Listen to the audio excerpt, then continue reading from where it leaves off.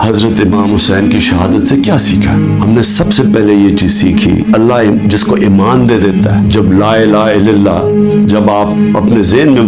دعویٰ کر دیتے ہیں، پھر آپ کسی کے سامنے نہیں جھکتے۔ لا الہ الا اللہ کا مطلب آزادی، اور آزادی خوف سے بھی، آزادی اپنی میں سے بھی، اور وہ آتی ہے اللہ سے عشق کرنے سے۔ تو جب پتا تھا کہ وہ پوری کی پوری فوج سامنے کھڑی ہے، پیچھے نہیں ہٹے، جھکے نہیں، اور جو ان کی شہادت تھی، جس طرح علامہ اقبال کہتے ہیں کہ صدیوں تک مسلمان جب کھڑا ہوتا تھا ظلم کے خلاف، غلامی کے خلاف، لا الہ الا اللہ اور حضرت امام حسین کی جو شہادت تھی وہ ہمیشہ یاد رکھتا تھا۔ پتا ہوتے ہوئے ایک انسان کو کہ میں یہ جو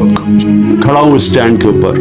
تو میں زندہ نہیں رہوں گا، اس کے باوجود وہ عشق اتنا ہوتا ہے اوپر والے کے ساتھ کہ وہ کہتا ہے کہ میں یہ کوئی نہ سمجھے کہ میں خوف کے بت کی وجہ سے کسی کے سامنے جھک گیا ہوں۔ اور یہ ہوتا ہے کہ جس کی جو انہوں نے بیج بو دیے کہ ہمیشہ مسلمان دنیا میں ظلم کے سامنے جب لوگ کھڑے ہوتے ہیں تو ان کو یاد آتا ہے وہ اس قربانی کا، اور یہ بھی یاد ہے کہ یزید نے کیسے یہ ظلم ہونے دیا تھا، وہ کیوں کامیاب ہوا، کیونکہ کوفہ کے لوگ اتنے خوف زدہ تھے، اس نے اپنا گورنر، ظالم گورنر کو رکھا تھا،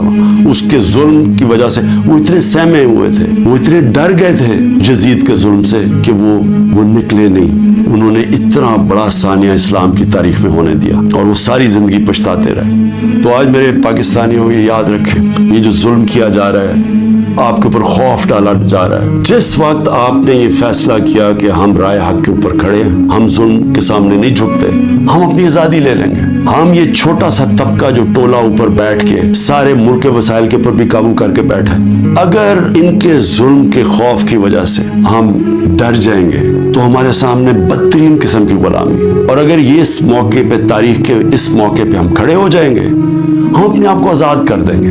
اور آزادی آئے گی انصاف سے۔